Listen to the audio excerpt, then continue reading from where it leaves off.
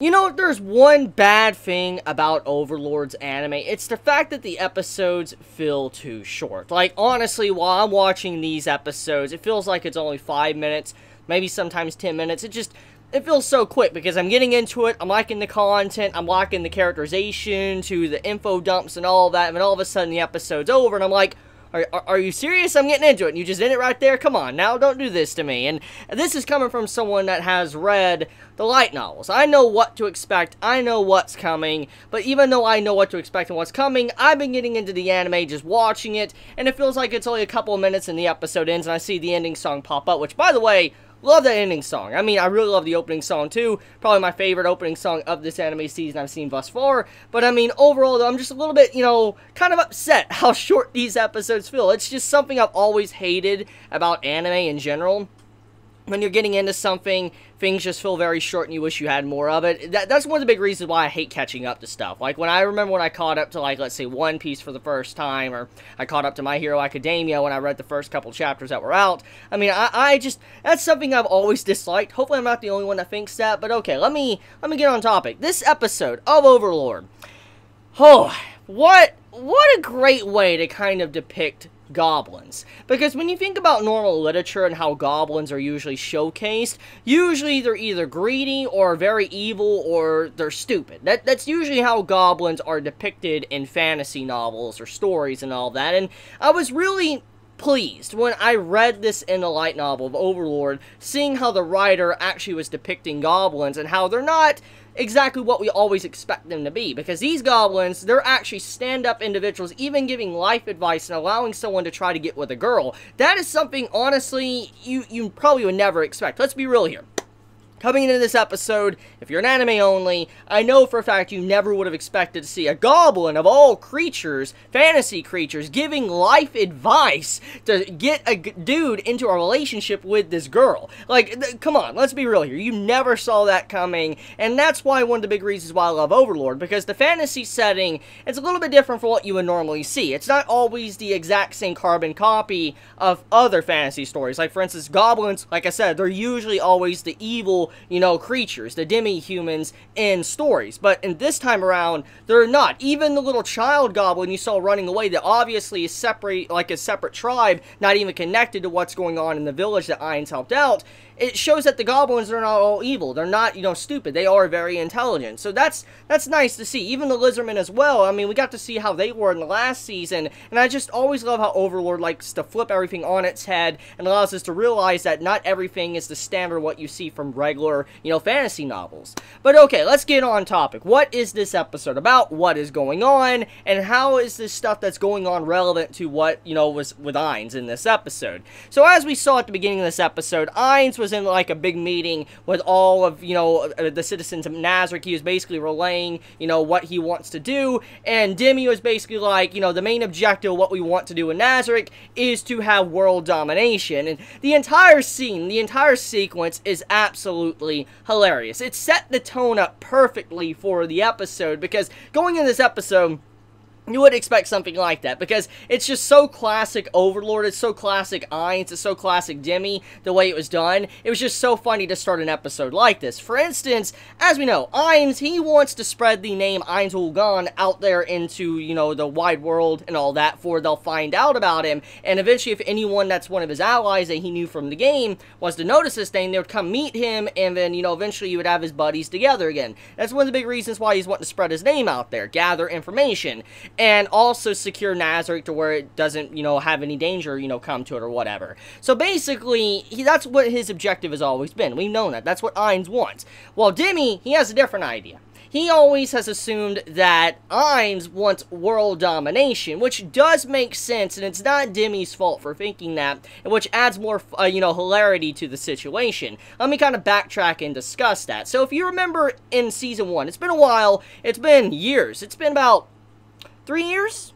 3? 4 years? It's been a while. It's legit been a while since, you know, we got you know, like Season 1 of Overlord. So yeah, it's been a while. I don't remember the exact date, but regardless, so in Season 1, Episode 1, Ainz makes a declaration in front of Demi, like, I would love to make this world mine. You know, this is my treasure box. I'd like to make it my treasure box. Basically implying he wants to dominate the world. And Demi saw him, freaked out, you know, started crying, you know, just tears of joy, because he's like, my master thinks something like this. And then ever since then, he's set into motion to conquer the world for Ainz. That's been the entire point, like the starting point of the story and what Demi's been doing. So Ainz, as we know, he just wants to spread his name.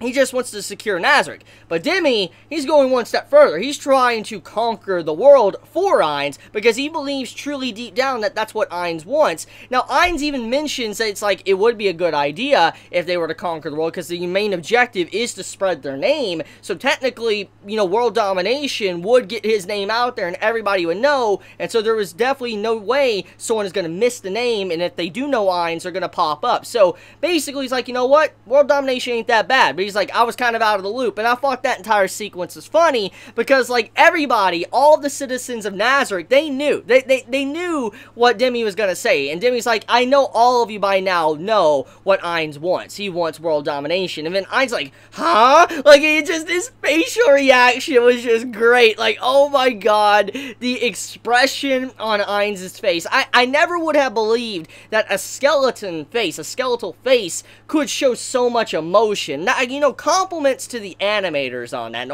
artists and all that. They did a hell of a good job with that Ainz moment for this episode. That is definitely a great highlight for episode 2 of Overlord season 3. But okay, let's shelf that for now. That's pretty obvious what's going on there. It's a typical stuff with Ainz, Demi, and all that, and it's just pretty fun overall.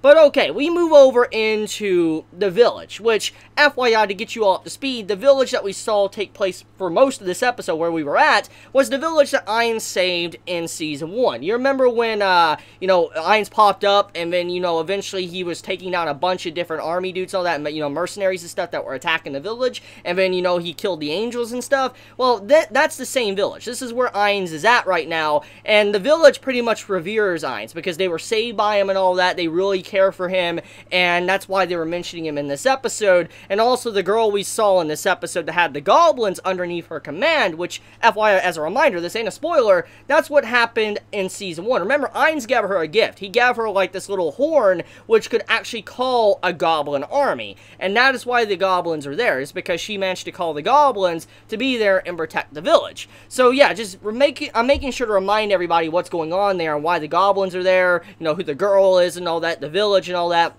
And also, the boy that was making the potions is the boy that was also in season 1 that Ainz, you know, manipulated his family and all that just to be able to have potions made. And so, yeah, that's what was going on there as well. So, all of the characters that were kind of relevant or important to certain little aspects of the story in season 1 are starting to pop back up in season 3, which proves how Overlord, it's not just writing characters in to be there and then they're never shown again. You know, that's how a lot of series typically are. For instance, you know, you have a certain big arc pop up, new characters are introduced for the arc concludes, we never really see those characters again. They're never really relevant ever again for the story. But we can see from this episode and this arc in the light novel that, you know, characters that were introduced a very long time ago are still very relevant. They're not just going to be written out of the story and never pop up back again, which makes me respect the writer. And I think many can agree with me that that is something that many of us are probably, you know, surprised and happy with, to see that these characters that, you know, seem very interesting and cool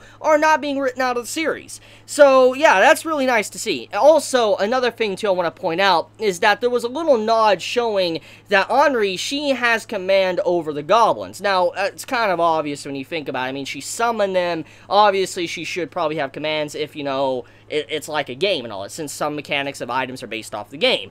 But they kind of let everybody know what was going on in that scene when she's like duck and all that in the forest, and you saw all the goblins duck down. It's basically her being like a summoner and commanding her summons to do what she wants. It's kind of like if you summon a pet or something, or a tame, you know, in a series or whatever, like a game series, and you tell it to attack a target. That's pretty much what she did. She told them to which target she wanted them to attack, but also when, you know, they needed to dodge, she's like, dodge, and then they dodge. And they instinctively did it because she has command over them. So yeah, that's what was going on in that scene, to kind of give some clarification.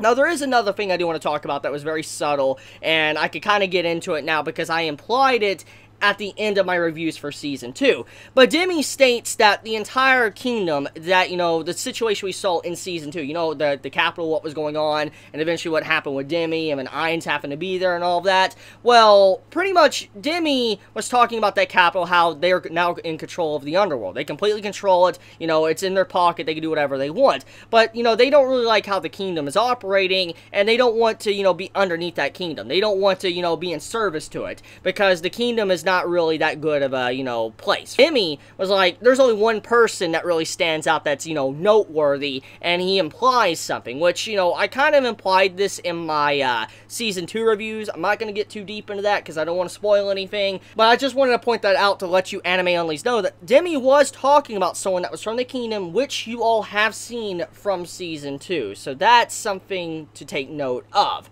But okay, anyways, let's also talk about the Goblin Bro trying to help out, you know, the dude that we saw introduced in Season 1, the guy making potions and stuff. I don't really know how to pronounce his name. I'm not even going to try, because that would be horrible. I don't think you guys want to hear how bad it's going to sound. But pretty much the dude making potions in this episode, a goblin gives him advice, like, hey, you know, go for it. And he's, like, doing this. Like, he's doing stretches and stuff. And I'm like, oh my god, I did not know how much I needed to see this animated. And, I mean, when you have that situation of how he's trying to compliment her, he's like, I got you, we'll get plants and stuff, I'm like, okay, this is awkward, and I like how the two individual characters, they're very dense. Like, you know, one obviously, like, they both love each other, obviously, but they're so dense that they're not, you know, getting the hints whatsoever, which I find hilarious to me, because I do love myself some romance.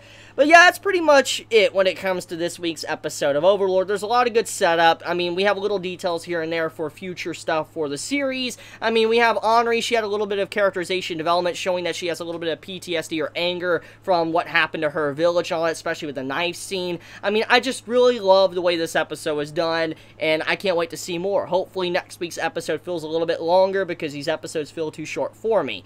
But I love you guys. You have a wonderful day or night wherever you live. Please be safe. Stay healthy. If you enjoy my content, you know, please subscribe if you like this video. Please leave a like. And if you want to get notified for whenever I upload a video, please click the bell icon down below. And with that, Chibi out.